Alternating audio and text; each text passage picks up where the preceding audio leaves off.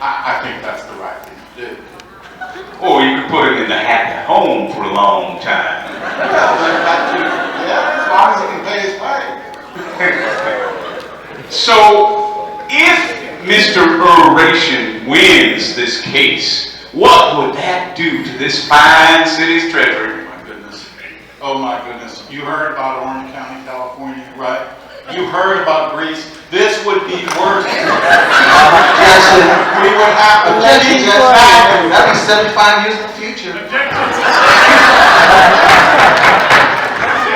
Mr. Mayor, thank you so much for your time here this afternoon and every wonderful thing you do for this fine city and for paying my little girl's way to school. I really appreciate everything, Mr. Mayor. I have no further questions. Well, how about some cross-examination? Thank you, Judge. Just can't wait. Now, to be fair, Mr. Mayor, you said you own the Happy Home for the blind, is that right? I do. You pay the salary of the staff members that work there. Well, we use S&H green stamps, but after a while, they wanted real money. And those people that work there, you pay them that money, is that right? Yes. Yes. And one of the people that work there is Dr. I Know So Much, is that right? Yes, absolutely. She's on staff there and you pay her, is that right? I do pay her. Thank you, sir. Objection, Your Honor. That fact is just totally detrimental to our case. And on that basis, we are going to object to that line of questioning. sorry, the objection is overruled. Judge is about to get even more detrimental. Mr. Mayor, you are also familiar with Ms. Goodbody? Indeed I am. Not as much as I'd hoped to be, but yes. Yes, it's my understanding that she refused to take dictation from you, is that right? I won't mince words here. I thought she was possessed of a certain pulchritude, and I wasn't pusillanimous about saying so.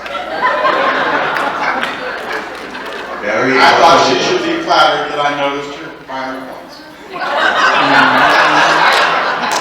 And be the other way.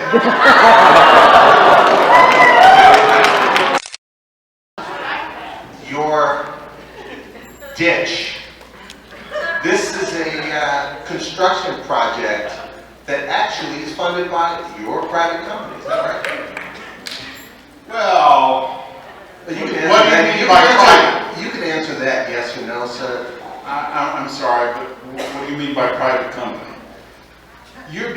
There's an indemnification clause in the contract, which means that basically you are ultimately responsible for the remuneration that comes from that project, isn't that right?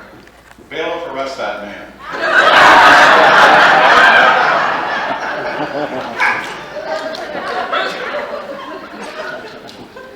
Your Honor, please instruct the witness to answer your question. Without objection. Well, we object, obviously, Your Honor. I mean, how can you let this fine mayor be badgered and beaten and bruised by this outsider city slicker from Chicago? Well, that objection is... Judge, I would just offer the truth as a That defense objection to is my over. position. Well, there is an indemnification clause, but in fact it is the taxpayers who will pay and not me, because I've sheltered all my money in the Cayman Islands. Well, let me ask you this. Wooden barriers, that would probably cost about $2 a ditch, isn't it right? I can see you've never earned $2 in your life, sir. $2 is a lot of money. And you're suggesting that we should have to be concerned with other citizens. Well, actually, what I'm suggesting is that a human life is worth more than $2. That's what I'm suggesting. Judge, I have no further questions.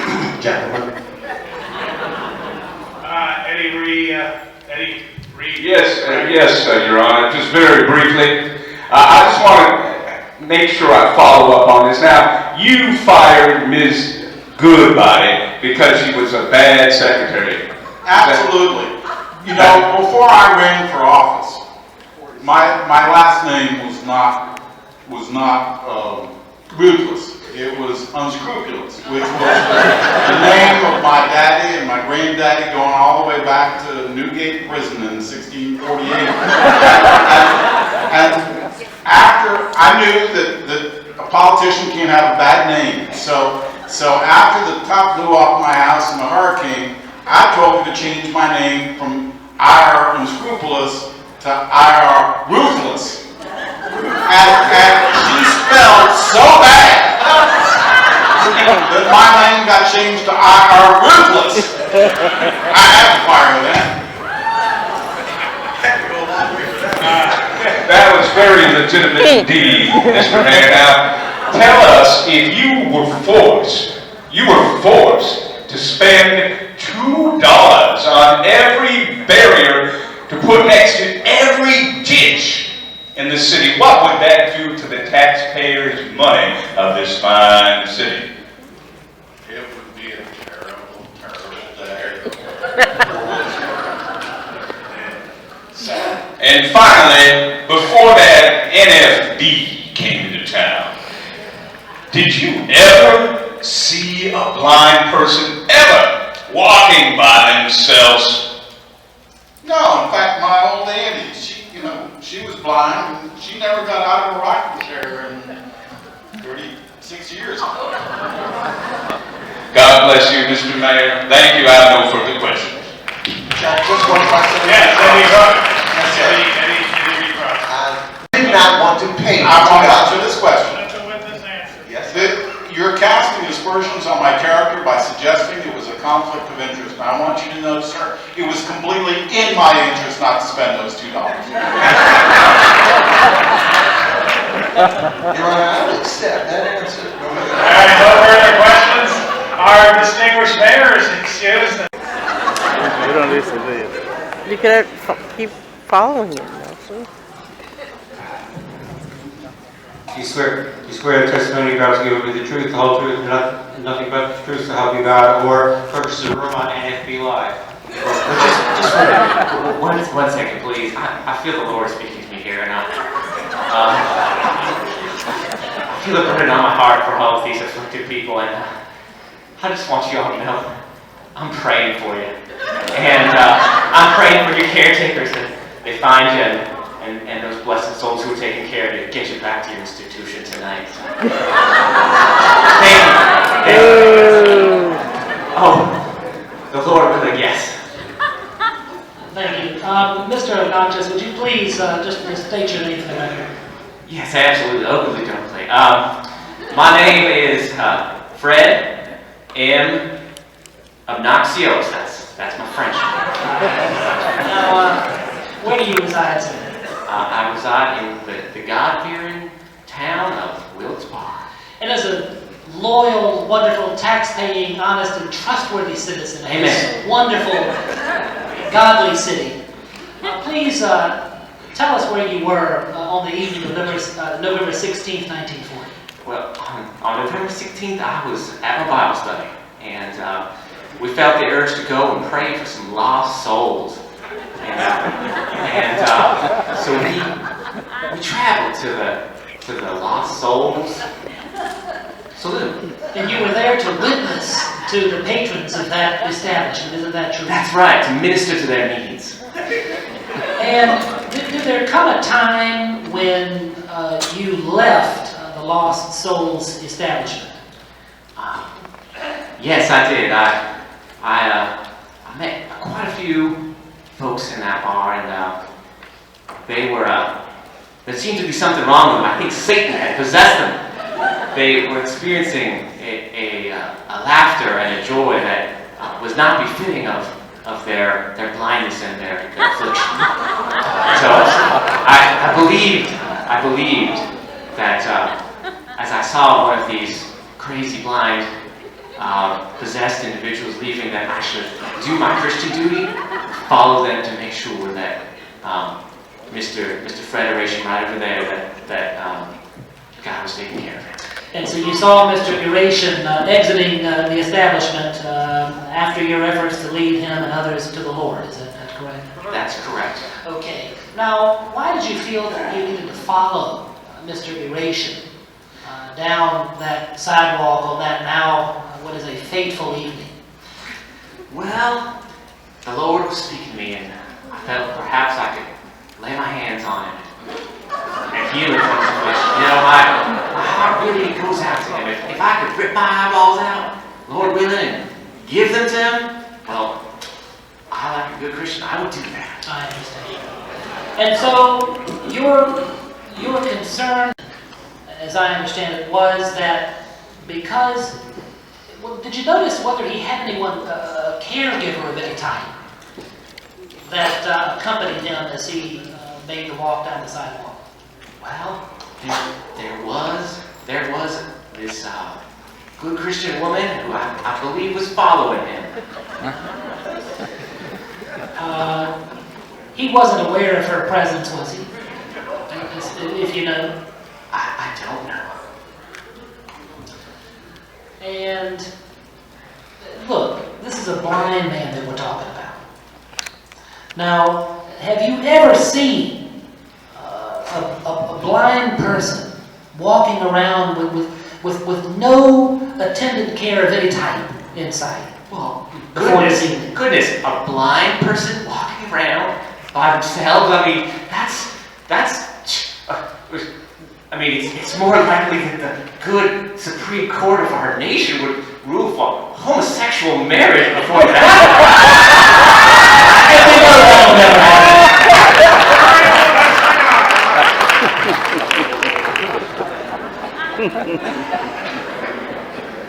I have no further questions for this.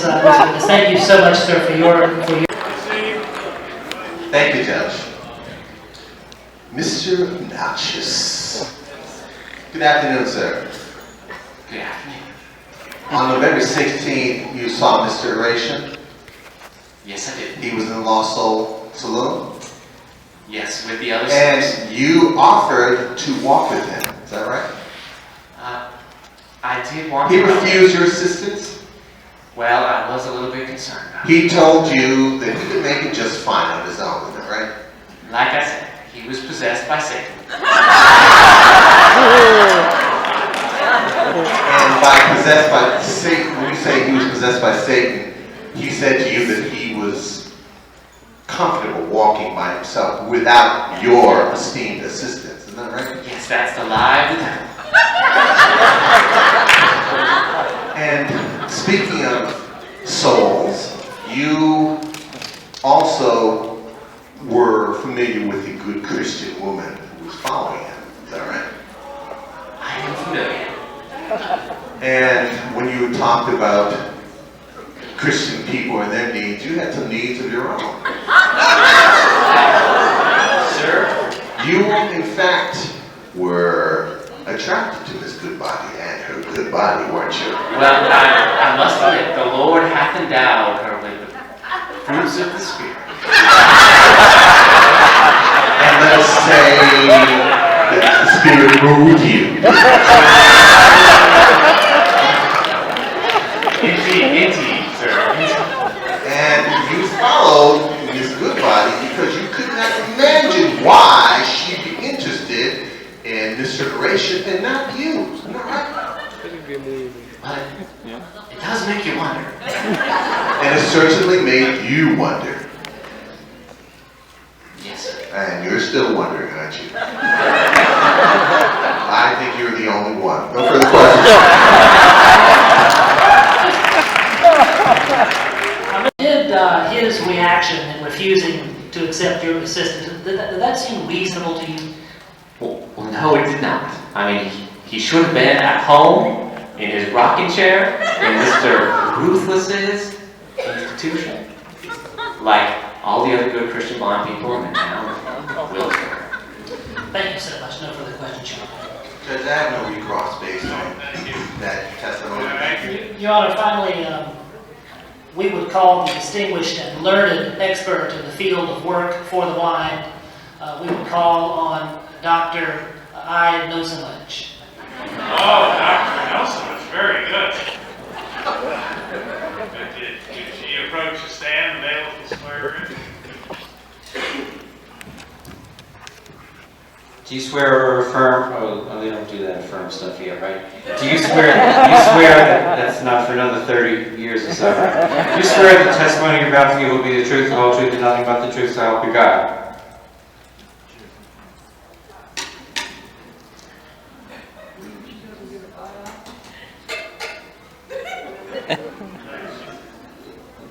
She said.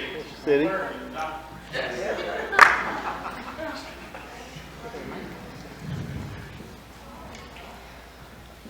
Proceed. Thank you so much. Doctor, I Know So Much. Would you please tell us what your employment is? I am the Executive Director of the Happy Home for the Blind. Would you please give us the benefit of your education and training? That is an excellent question. I started with a law degree and practiced. My education came from the Pennsylvania School of Law. After working, I decided to sacrifice a glorious career to work for the blind. And I'm very honored to help the blind of Pennsylvania. They suffer so much. But at the Happy Home, they're happy. Would you please give us, Dr. Knows So Much, please tell us the purpose of the Happy Home for the Blind. The home has two purposes. The first purpose is to provide employment for the deaf of Pennsylvania. All our staff are deaf. The benefit of this, and this is a secret that I plan to share with the rest of the United States. When you have deaf employees, they can sign and communicate in front of the blind without them knowing.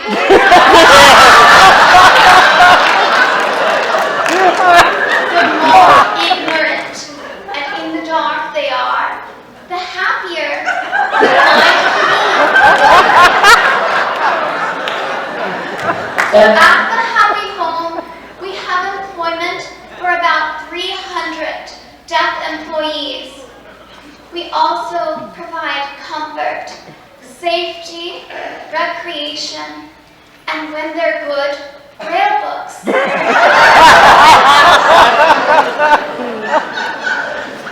That is wonderful, Doctor. Now, are you also using these brand new, wonderful special wage certificates that just came about 2 years ago?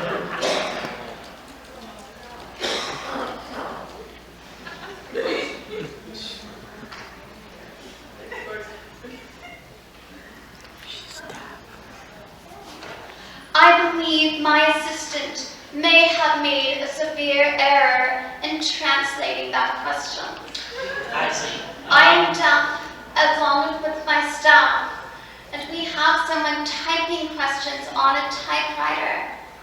Please state your question again. I'll certainly be happy to do that. I'm asking about these new special wage certificates that came into existence just a couple of years ago in 1938 to pay sub-minimum wages to disabled workers.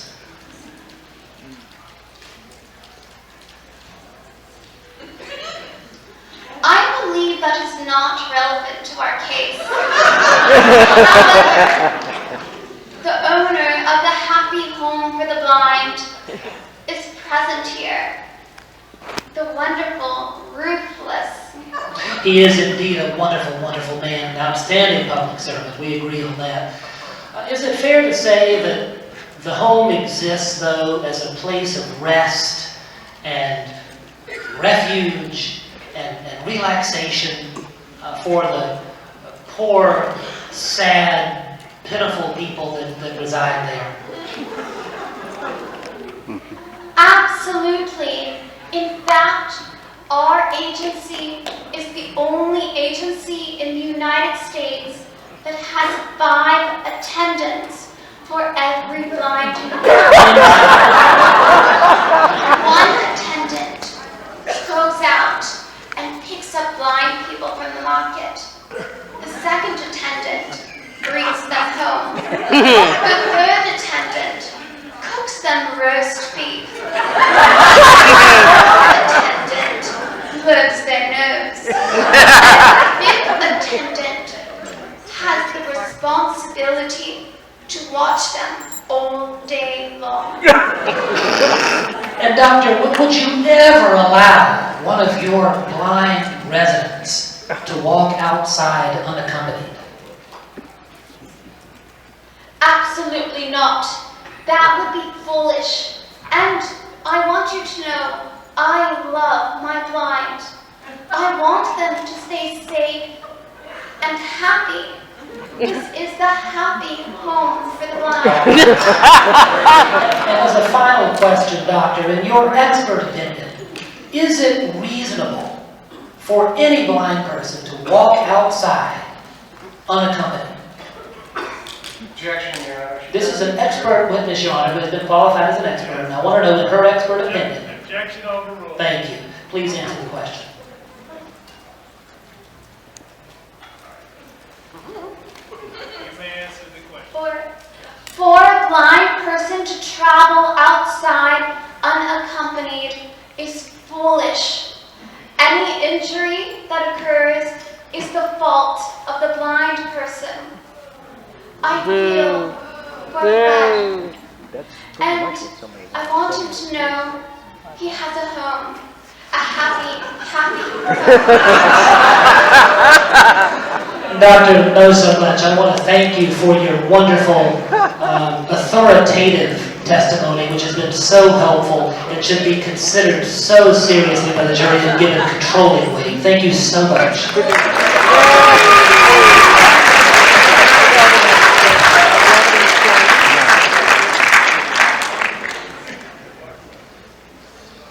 Doctor, not so much. Good afternoon. Good afternoon to yourself.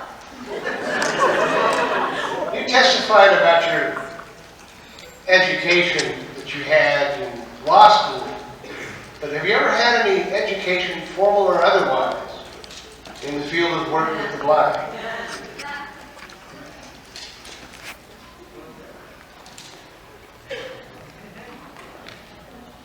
I have known many blind individuals.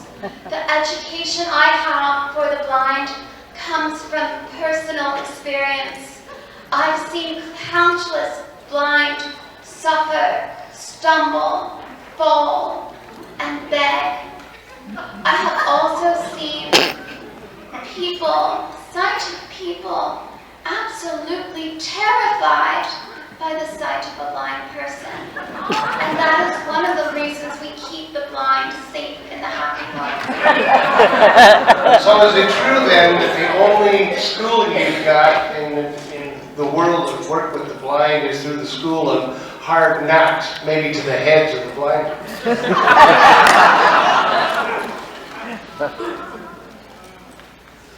I think you're leading the witness. It's cross-examination. I can do that. Particularly if she's blind, I'll lead her.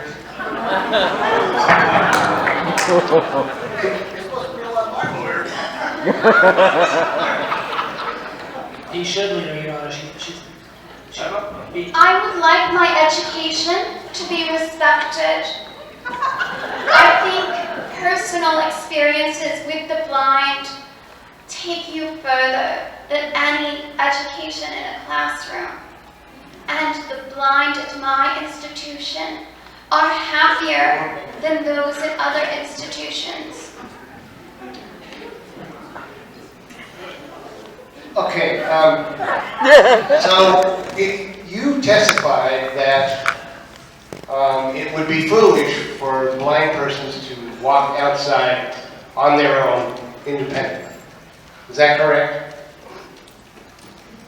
Yes, absolutely foolish for the blind to walk unaccompanied outside. Has there ever been an instance when a blind person has done this from the happy, quote, home?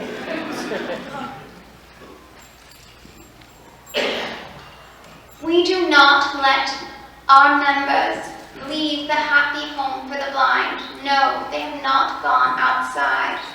Is it true that the reason that they haven't is because you have told them that if they do go outside and walk alone, you will get them declared incompetent to handle their own affairs?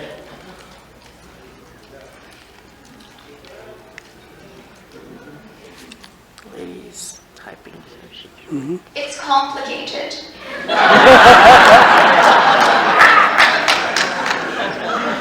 The happy home provides comfort, food, 5 assistants. Yes or no answer would be fine in this case. Have you had them?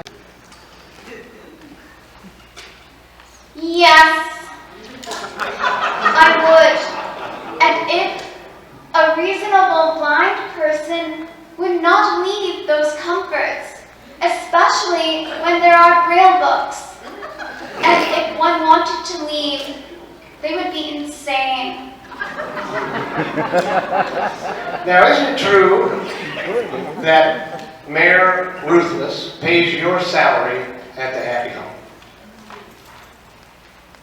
Oh, you mean Ruthless? Mayor Ruthless? Yes, absolutely. He's a fantastic mayor and has done so many wonderful things for the blind. You should hear them sing to him. And he pays your salary, isn't that true? Yes, he does. And isn't it also true that he paid you to come and testify today at this court? Objection, Your Honor. It's relevant to how she answers questions. Your Honor, clearly that question's inappropriate. It's unfair, it's out of bounds, it hurts our case.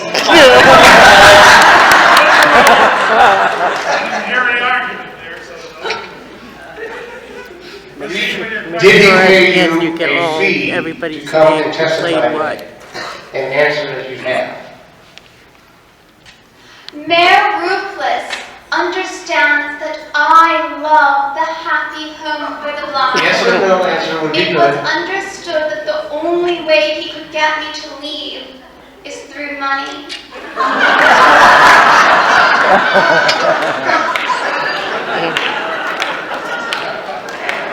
I have no further questions.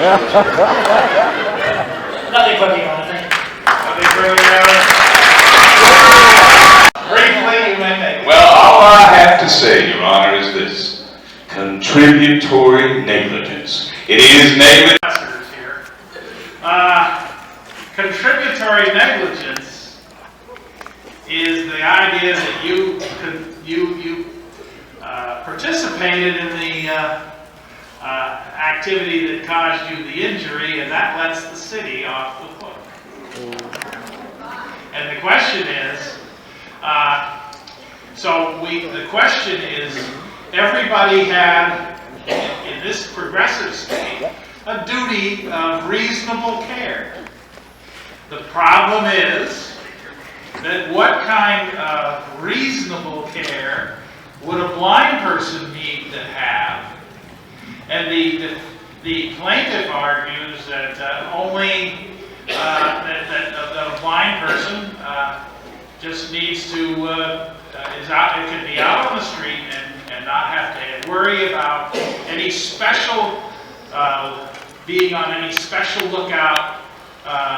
Whereas the defense, the city claims that, wait a minute, in order to have as much be as much of a reasonable person as the sighted man, that he must, to be a reasonable man, must obey a higher standard of carefulness.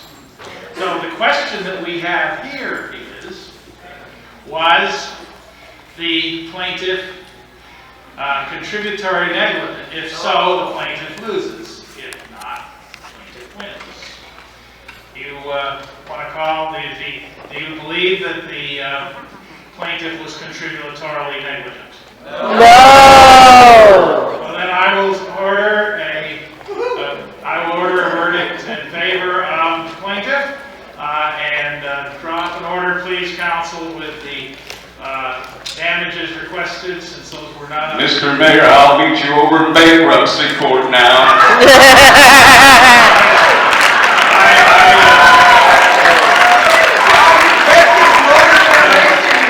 You ought to go there right away. Well, perhaps this jury has been unduly influenced by that radical from Chicago. That is the decision of the jury, and occasionally I have to go along with those decisions. So this case is now submitted, and if you have post-trial motions or something, you can make them at the appropriate time. Thank you, Your Honor. So, ladies and gentlemen of the jury.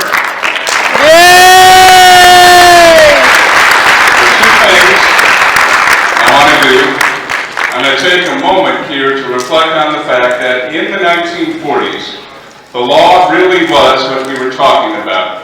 There was a question of whether or not blind people walking out in the world alone was a matter of negligence per se. And there was also this idea that if a blind person did walk alone in the community, he or she would have to exercise a much higher level of care than the average person. And that really is what prompted Dr. Tenbrook's article, A Right to Live in the World, the Disabled and the Law of Torts, which was published in 1966. And interestingly enough, when you read that article, Dr. Tenbrook talks about the fact that it was the Federation that proposed to Congress in 1964 that the Civil Rights Act also include protection for people who are disabled.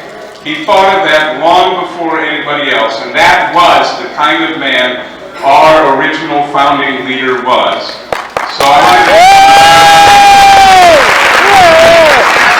Now, the second thing I want to do is let you know who the cast was and to thank them. So, our judge, of course, the Honorable Charles S. Brown, is played by, well, Charlie Brown. Our great bailiff is Ray Wayne from New York. Our plaintiff, Mr. Fred Oration, was played today by Kevin Worley. Miss Goodbody is Carla McQuillan from Oregon. Dr. Jacobus Tenbrook was played by Dr. Mark Powder.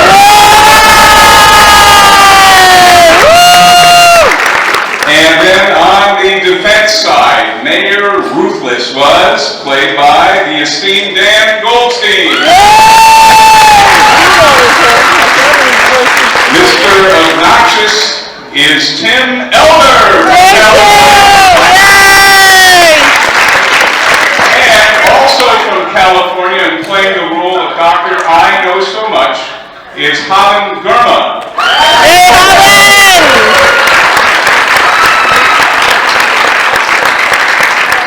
Now, counsel, of course, Mr. C. Justice Dunn is Anthony Thomas.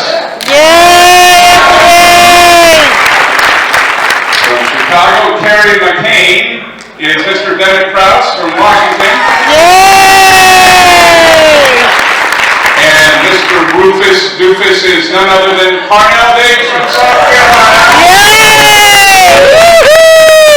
And on behalf of the National Association of Blind Lawyers, we thank you for being here this afternoon. Sorry we ran late, but we'll enjoy those 29 resolutions Thursday afternoon.